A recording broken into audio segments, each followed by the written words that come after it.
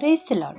Greetings to you all in the name of our Lord and Savior Jesus Christ. Today's Bible verse, the Gospel according to St. John, chapter 19, verse 30.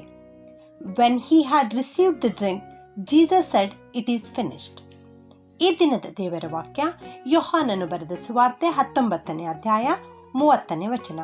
ಯೇಸು ಆ ಹುಳಿ ರಸವನ್ನು ತಕ್ಕೊಂಡ ಮೇಲೆ ತೀರಿತು ಅಂದನು.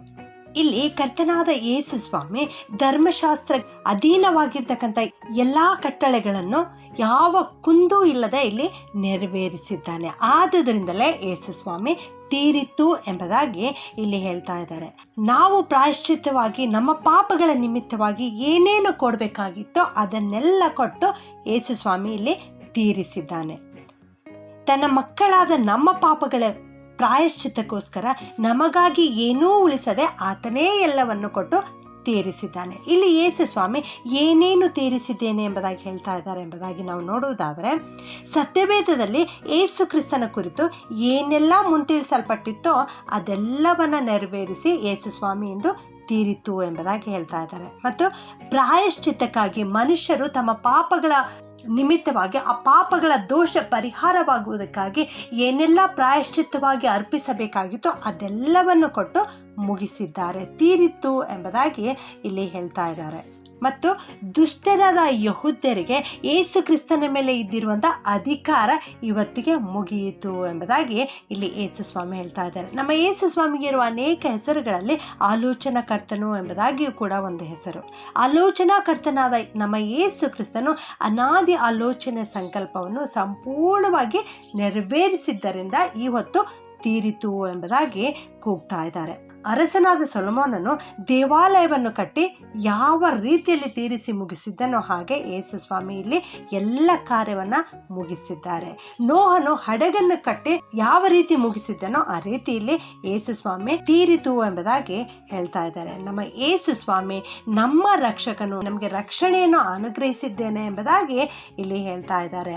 ಲೂಕ 14:17 ಬನ್ನಿರಿ ಎಲ್ಲಾ ಸಿದ್ಧವಾಗಿದೆ ಎಂಬುದಾಗಿ ಅಲ್ಲಿ ಒಂದು ಔತಣ ಮಾಡಿರ್ತಕ್ಕಂಥ ವ್ಯಕ್ತಿ ಹೇಳಿದ ಹಾಗೆ ಇಲ್ಲಿ ನಮ್ಮ ಯೇಸು ಸ್ವಾಮಿ ನಮಗಾಗಿ ಎಲ್ಲವನ್ನು ಮಾಡಿ ಮುಗಿಸಿ ಎಲ್ಲ ಸಿದ್ಧವಾಗಿದೆ ಬನ್ನಿರಿ ಎಂಬುದಾಗಿ ಯೇಸು ಸ್ವಾಮಿ ಇವತ್ತು ನಮಗೆ ಕರೆಯುತ್ತಾ ಇದ್ದಾರೆ. ಇಲ್ಲಿ ಕ್ರೂಜೆಯಲ್ಲಿ ಅದನ್ನು ದೃಢಪಡಿಸುತ್ತಾ ಇದ್ದಾನೆ.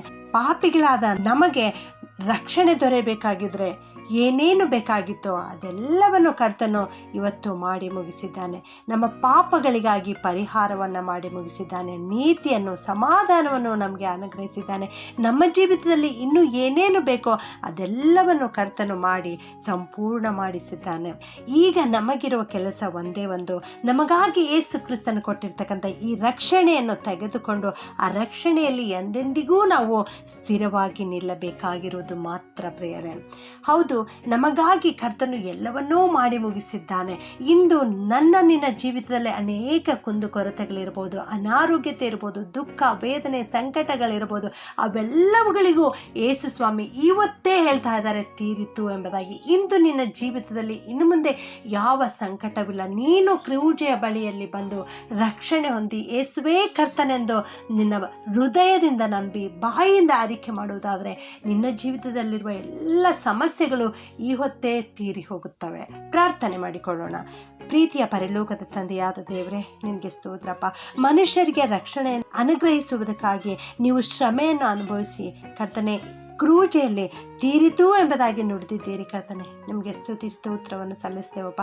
ನಮ್ಮ ಜೀವಿತದಲ್ಲಿ ಬರ್ತಕ್ಕಂಥ ಎಲ್ಲ ಉಪದ್ರವಗಳನ್ನು, ಶೋಧನೆಗಳನ್ನು, ಸಂಕಟಗಳನ್ನು ಎಲ್ಲವುಗಳನ್ನು ಇವತ್ತು ಸಂಪೂರ್ಣವಾದ ಧೈರ್ಯದಿಂದ ನಿಮ್ಮ ಕ್ರೂಜೆಯ ಬಳಿ ಬಂದು ತೀರಿತು ಎಂಬುದಾಗಿ ಹೇಳ್ತೇವೆ ಕರ್ತನೆ.